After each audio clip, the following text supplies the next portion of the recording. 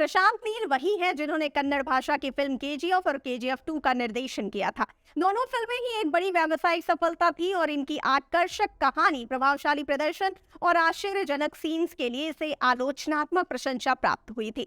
Film के central attraction इसके action sequences थे, जिन्हें खुद प्रशांत नील ने कोरियोग्राफ और शूट किया था।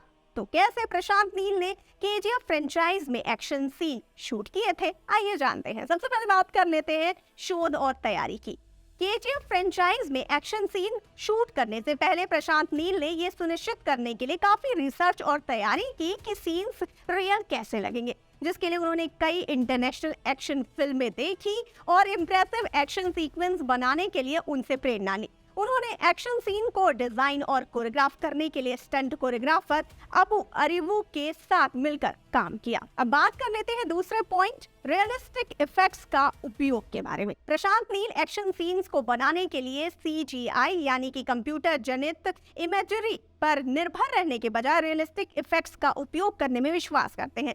इस दृष्टिकोण ने सीन्स को और अधिक रियल बना दिया और एक्टर्स को अपने स्टंट को और अधिक मजबूती से करने में मदद मिली।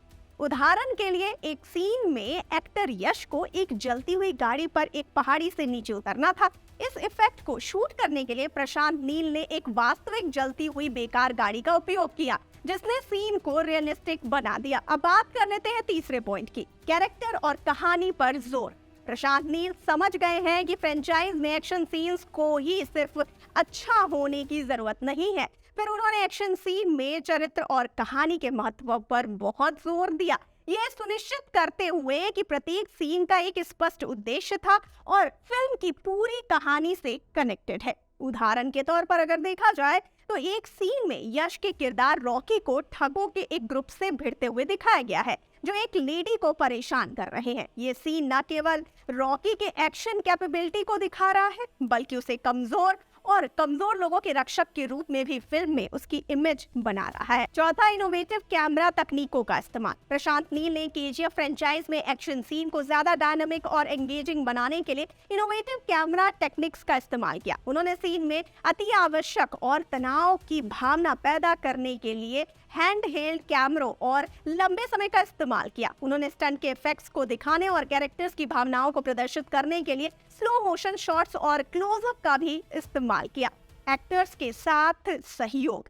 प्रशांत नील ने अभिनेताओं के साथ मिलकर ये सुनिश्चित करने के लिए काम किया कि वे अपने स्टंट करने में सहज हो और उनकी परफॉर्मेंस रियल हो। उन्होंने एक्टर्स को जहां भी संभव हो अपने स्वयं के स्टंट करने के लिए मोटिवेट किया, जिससे सीन के रियलिस्टिक एलिमेंट में इजाफा हुआ। उन्होंने एक्टर्स को प्रत्येक स्टंट को सुरक्षित तरीके से करने के बारे में विस्तृत निर्देश भी प्रदान किया, जिससे चोट के जोखिम को कम करने में मदद मिली। एग्जाम्पल के तौर पर संजय दत्त उस वक्त कैंसर पेशेंट थे और तुरंत ही सर्जरी पर से लौटे थे, लेकिन उन्होंने खुद के स्टंट खुद किए थे।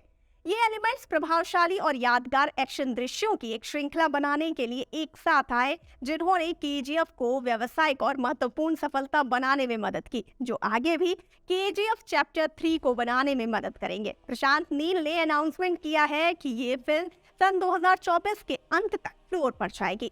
आपका इस बारे में क्या ख्याल है, हमें फटाफट से बताइए कमेंट सेक्शन में। और जाते जाते इस वाले वीडियो को कर दीजिए लाइक और शेयर और चैनल को सब्सक्राइब करना बिल्कुल ना भूलिए। और मुझे यानी श्रुति को दीजिए इजाजत। नमस्कार।